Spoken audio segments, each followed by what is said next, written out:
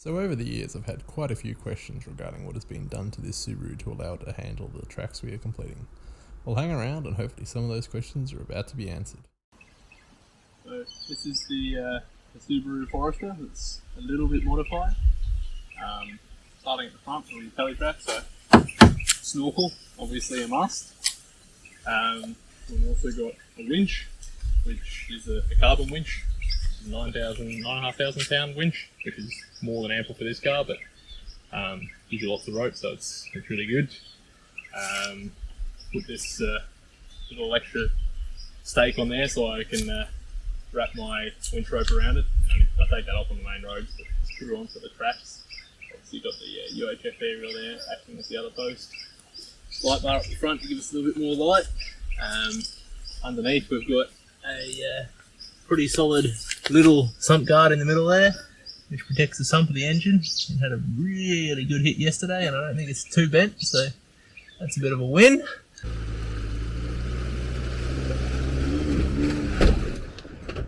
Oh. Moving into the engine bay. Got a few odd things in here. So start off, we have a custom air filter box that takes Navara air filter, I think, because the stock box leaks like a sieve and is absolutely useless putting a snorkel on with the stock air box.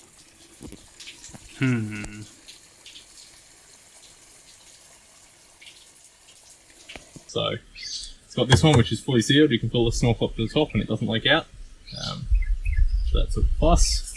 Next odd thing we have is this, which contains a small air compressor to pump air into the belt housing to keep water and dirt and mud out of the clutch. Because if you get stuck in water for any amount of time, water eventually finds its way in and A, destroys your starter motor, and B, will make your clutch slip if you are unlucky.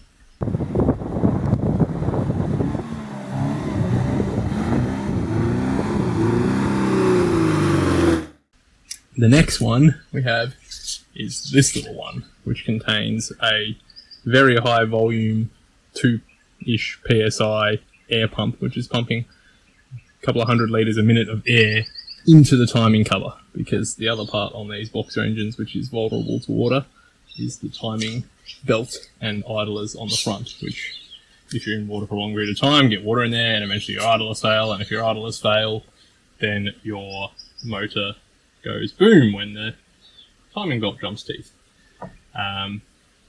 What else have we got in here? Relocated the coil pack so it's up a little bit higher, just so it's easier to get to, clean, take water out of. Not that it has any issues with the coil pack arcing out in water, but on the off chance it did, that's been moved. Got part of a dual battery system up here, which is a bit of a complex system.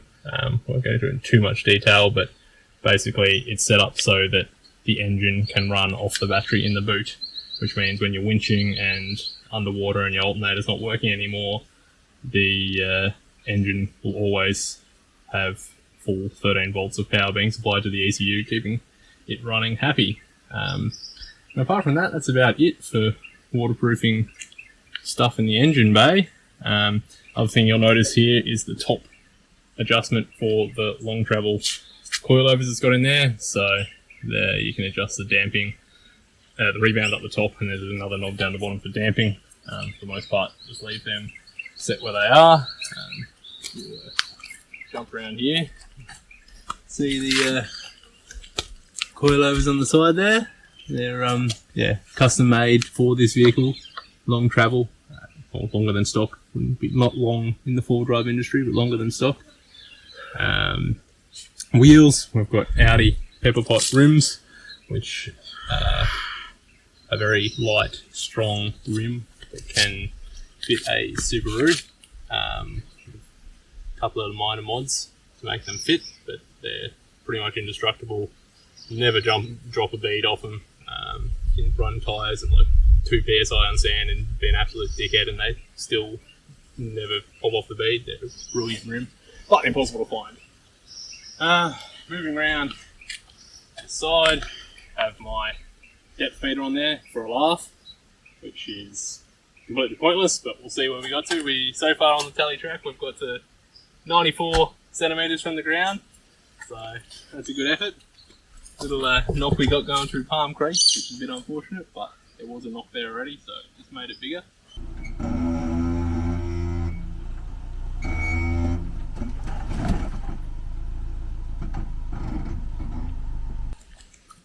Coming around to the back, we have custom made jerry can holder and tyre holder, which gives you a bit more room in the boot. Obviously you've got the lights on there, which make it so that the lights aren't blocked, which is good, and the number plates on there nice and visible as well with the light, so keep it all nice and legal. Just swings open, clips there so you don't have to worry about it.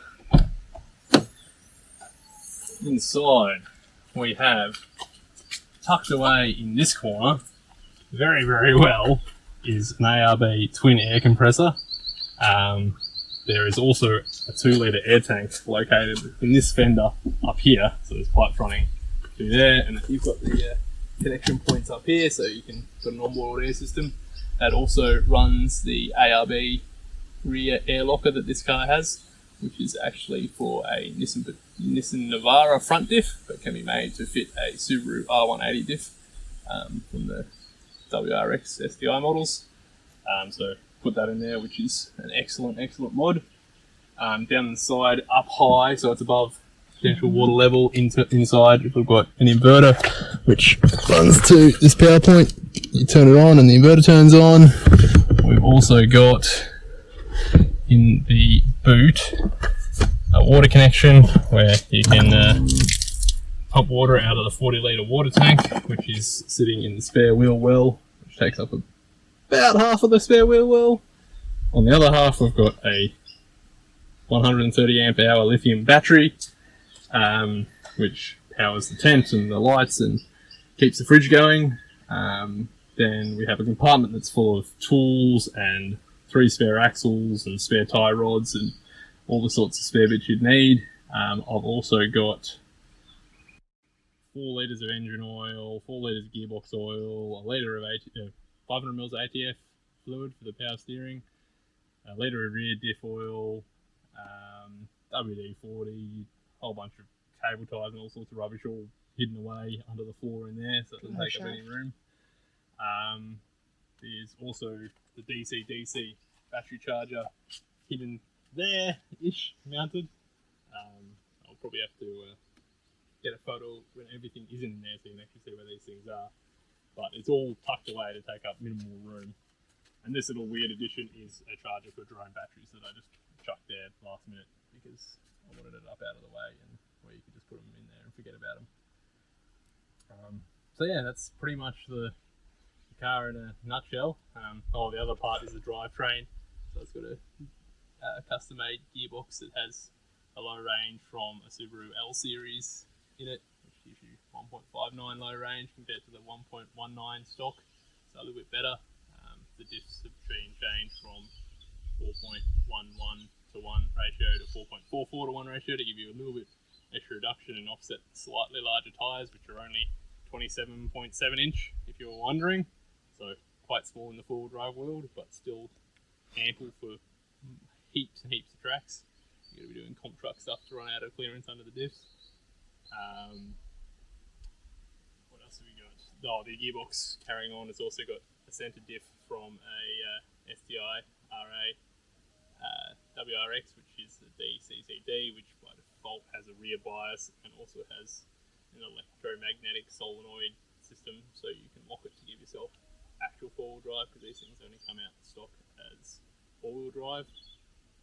And the rest of the gearbox, front diff is also a limited slip plated differential, a Cusco type RS, I think it is, which again is designed for your sort of WRX track scenes, but they work quite well off-road. Not as great on-road, but they work alright off-road. And the rest of the box, or what's left of it, is just a standard SG box.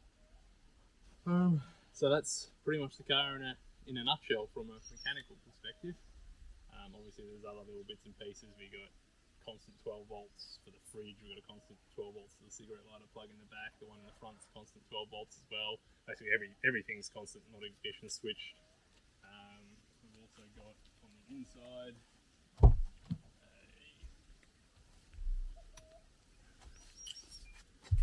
we've also got a little head unit in the thing, which is currently off, but it's switching on. But it runs Aussie Explorer, so you can load whatever map you want on there, and it shows you where you are on the maps, which is quite a good system. It's currently got all sorts of maps. One of them is the Hema Cape York map, which is quite useful for where you are at the moment. What else have we got in here? Nothing overly interesting. Obviously, lots of switches for the different bits and pieces. The other thing we've got is the water crossing mode that I've put on this car. So there's a switch inside which does a number of things to put this into water crossing mode. Firstly, it turns on the air pump for the timing case and the bell housing to keep water out of them. It also switches the engine, so it doesn't run off the main battery in the bonnet. It runs off the auxiliary battery in the boot, so that it's always got voltage going to it.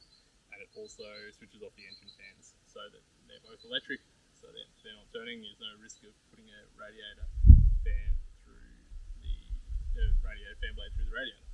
So once you click that switch, you're basically a boat, and all it's stopping you is how long it takes to fill it with water, and when you start floating, really, which is probably going to be about 1 metre. I'm sort of learning on this trip, given how heavily loaded it is, where it's going to start floating, but we will no doubt find out further along this track. I guess go through camping stuff. Sure. So we've got car's a bit fully loaded, but in the back we've got a ladder for the rooftop tent, spade, which is easy to get to. We've got 2 20-litre jerry cans there, so we can carry 4 litres of fuel in there. We've also got the one on the back, which gives you an extra 20 litres. So in total, you can fit 66 litres of fuel in all those jerrys when they're completely chockers, which more than doubles your range. I suppose this has got a 65 litre tank, but I've never put more than 55 litres in it, so I don't know where that extra 10 litres goes, but it's a mystery. Recovery gear sitting in the middle, accessible from the front. It's a bit of a mess at the moment because we used it on Palm Creek to winch out of there. It was completely undrivable by even comp trucks, I'd say, at the moment. It's way too slippery. Bags of clothes on the other side, which get moved around when we stop, so they're more accessible, but when you're driving, they always get dumped in there. In the back, obviously the fridge, which got all cold stuff in there. It's a 55 litre Evercool fridge mate. It's good fridge. Had it for years. Never had a drama with it. It's a bloody bulletproof thing. At the moment, it's set at the lowest possible setting it can go when it's still borderline freezing everything. Got a table which folds out there. That slides out. 2 crates on top with some food in them. Crate at the front.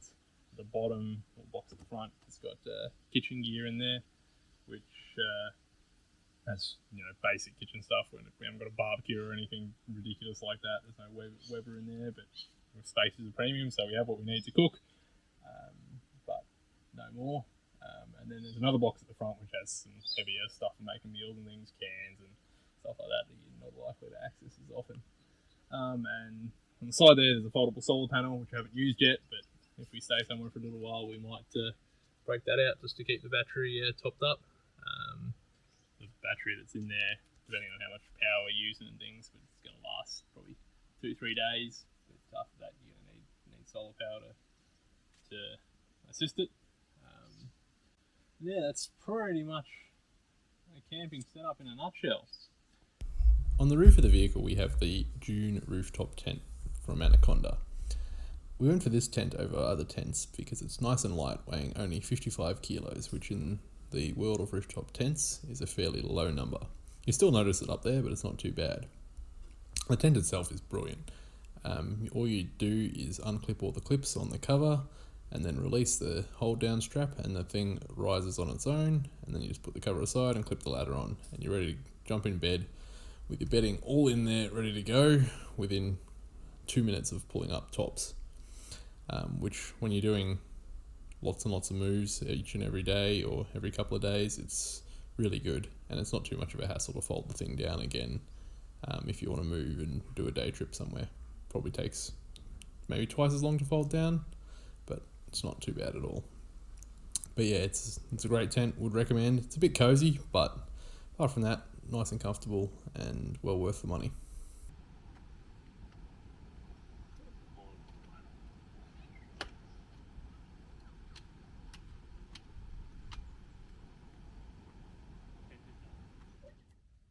This is our June rooftop tent from Anaconda. It's been great so far. It's probably a small double-sized bed, and Alex has done some nice mods to make it a little bit more comfortable. So we've got charging stations here for our phones or little fan.